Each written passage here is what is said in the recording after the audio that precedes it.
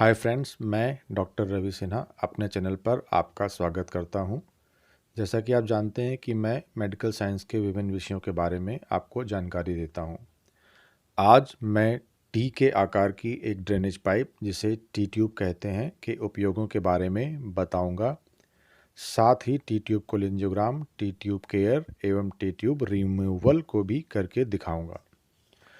T tube एक medical grade की PVC की non latex non allergic pipe होती है, जिस पर कि एक रेडियो ओपेक लाइन बनी होती है ताकि इसे एक्सरे में देखा जा सके। इसकी सभी सरफेस सुपर स्मूथ होती हैं ताकि ट्यूब के अंदर किसी प्रकार का जमाव, क्लॉगिंग, ठहराव ना हो सके। और टी ट्यूब साथ ही सीबीडी के शॉर्ट टर्म बिलियरी ड्रेनेज के लिए किया जाता है। टी ट्यूब 10 फ्रेंच से लेकर 18 फ्रेंच यानी कि 10 to 18 फ्रेंच के बीच विभिन्न गोलाइयों में उपलब्ध होती है एवं ट्यूब की छोटी आर्म 20 सेंटीमीटर और बड़ी आर्म लगभग 60 सेंटीमीटर की होती है। इस्तेमाल: टी ट्यूब का यूज़ एक कुशल सर्जन के द्वारा ओपन अथवा लैप्रोस्कोपिक सर्जरीज के दौरान किया जाता है, जिससे कि लीवर में बनने वाला पित्त या बाइल जूस डिस्टल सीबीडी में अवरोध होने की दशा में शरीर के बाहर एक ड्रेन बैग में निकाला जाता है। इस ऑपरेशन को सुप्राड्यूडेनल कोलीडोकॉटमी भी कहते हैं। इस एक्सटर्नल बिलियरी ड्रेनेज के दौरान सीबीडी के घाव हील करते हैं तथा बिलियरी ऑब्स्ट्रक्शन करने वाली बीमारी का इलाज किया जाता है। आमतौर पर टी ट्यूब 2 से 6 हफ्ते तक रखी जाती है, जो कि उस दौरान 300 से 500 मिलीलीटर तक थिक बाइल, जो कि हरे पीले रंग का होता है, इसको बाहर ड्रेन करती है और ग्रेजुअली इसकी मात्रा कम होती जाती है। टी ट्यूब लगाने के इंडिकेशंस क्या हैं? टी ट्यूब ओपन अथवा लैप्रोस्कोपिक विधि के द्वारा CBD exploration with gall bladder removal के दौरान से लेकर लीवर ट्रांसप्लांट सर्जरी तक में इस्तेमाल की जाती है। इसके अलावा परसिस्टेंट ड्यूडेनल फिस्टुला में बिलियरी ड्रेनेज को बाईपास करने के लिए, पैनक्रियाटिको डिडोनोटोमी में और हेपेटिको ऑपरेशन के दौरान भी इसका इस्तेमाल किया जा सकता है। इसके अलावा बिलियरी ट्री के डिस्टल भाग की इंजरी में तथा कुछ एब्डोमिनल ट्रॉमा में भी टी ट्यूब की आवश्यकता पड़ती है। सीबीडी एनास्टमोसिस में और ऐसे बड़े सीबीडी स्टोन्स जिनको हम एंडोस्कोपिक मेथड से ड्यूडेनम में रिमूव ना कर पा रहे हों, वहाँ भी सीबीडी का इस्तेमाल करना होता है।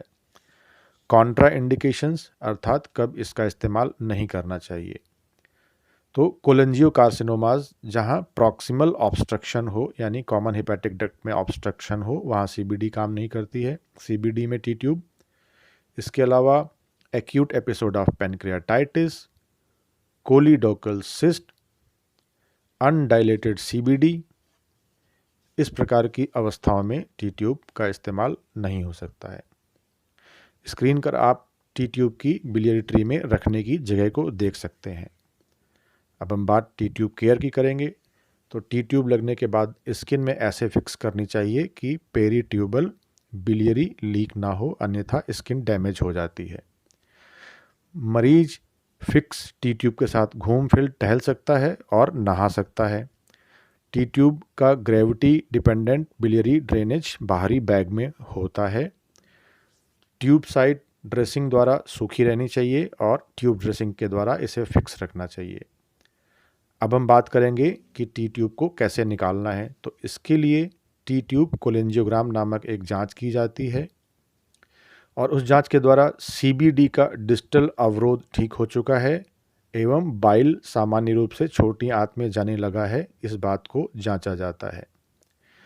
टी ट्यूब एक फ्लोरोस्कोपिक प्रोसीजर है जो कि एक सीरीज ऑफ स्पेशल एक्सरेज है।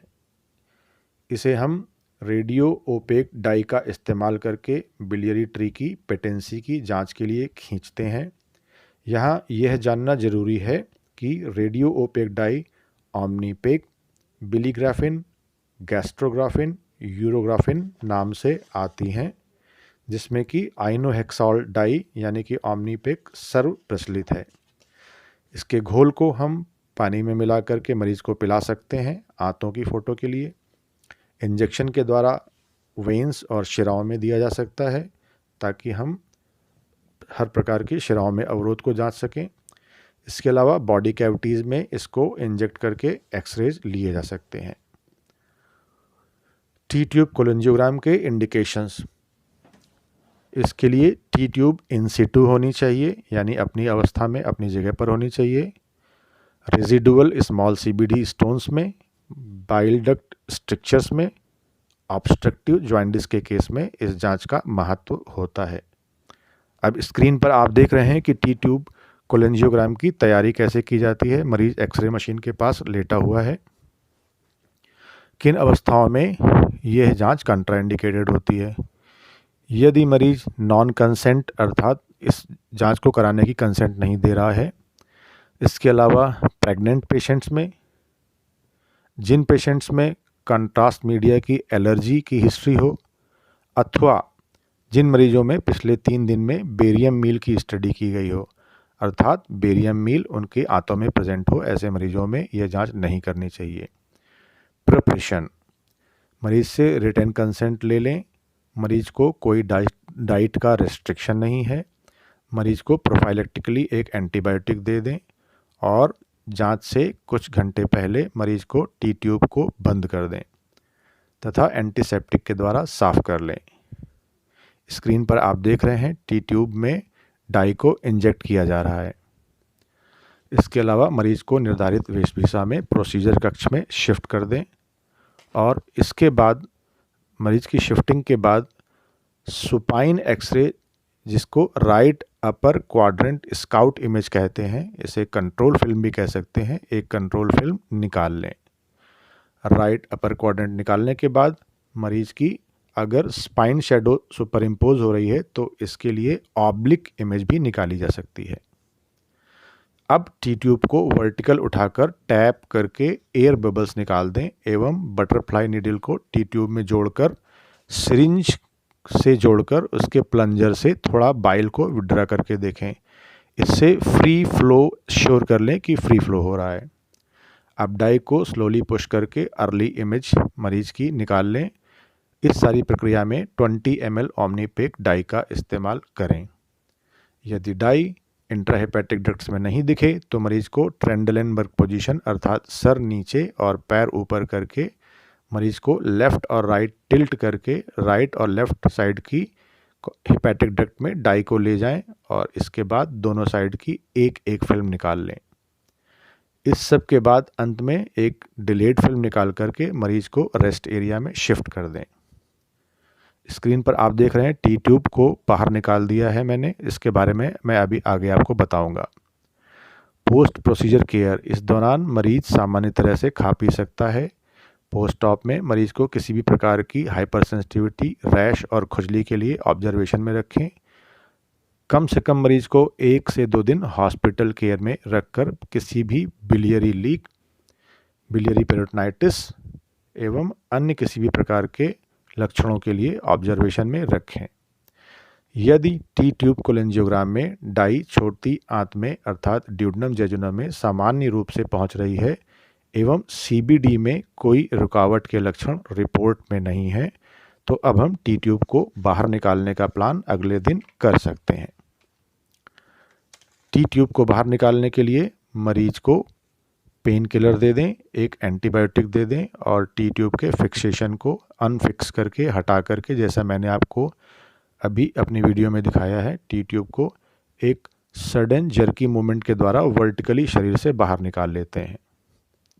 टी ट्यूब का निरीक्षण करते हैं कि टी ट्यूब का कोई शिरा कट करके अंदर शरीर में टी ट्यूब में या एब्डोमेन में तो नहीं रह गया है। एवं अब एब्डोमिनल वॉल के घाव को एक पैड के द्वारा ड्रेस कर देते हैं। इसे सूचर करने की आवश्यकता नहीं होती है।